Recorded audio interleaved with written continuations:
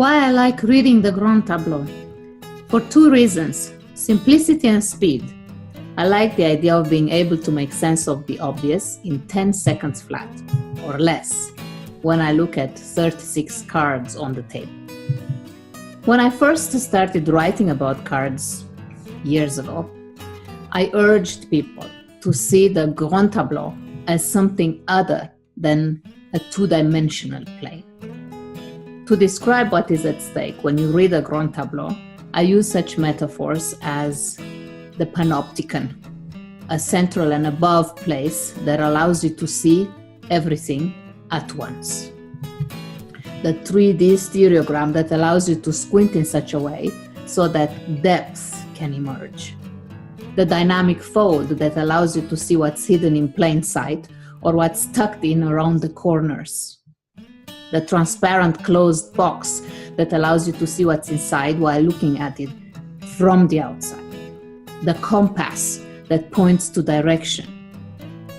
Adopting the 3D vision is helpful to the extent that the method doesn't get you stuck in the concept. What you want is the obvious. Now, many will tell you that the Lenormand cards are more obvious than the tarot cards, or that among the tarot cards, the Marseille cards are more obvious than the Waite-Smith cards.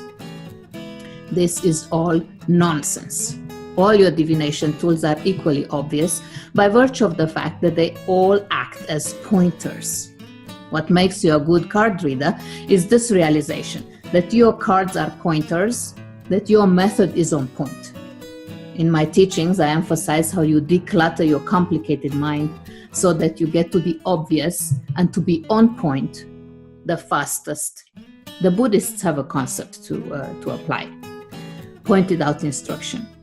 This is a more focused and much sharper way of saying, show, don't tell.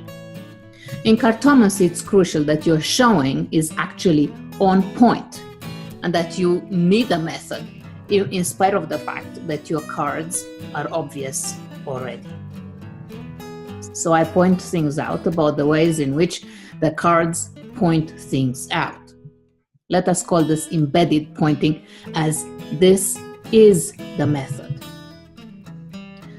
The point is also, however, that you want to get past the method and past the concept where you see the simple as the key to saving time. You don't waste time with talking about everything and nothing. You don't waste time with doubting yourself. You don't waste time with reading 36 cards on the table because you have nothing better to do.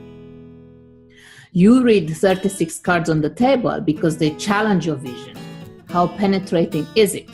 How clear? Here is an example.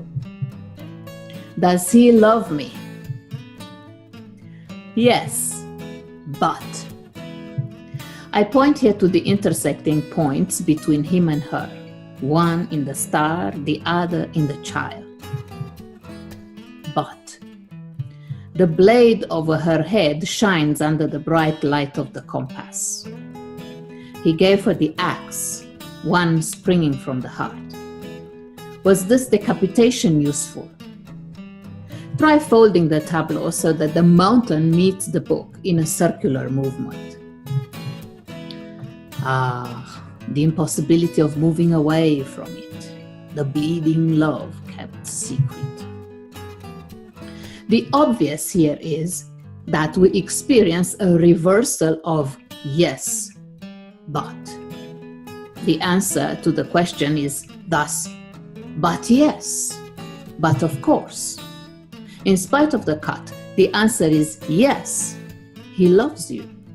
In that interesting way of denial, as he builds walls that will prevent him from moving away from his love, from his faith, from his fate, from maintaining a loyal and spontaneous glimpse of you from the tower. Yes, but. It took me 3 seconds to arrive at this. The remaining 7 seconds out of 10 for an answer were spent on unpacking the obvious. It's up to the woman asking the question to figure out to what extent but in the yes but is useful to her.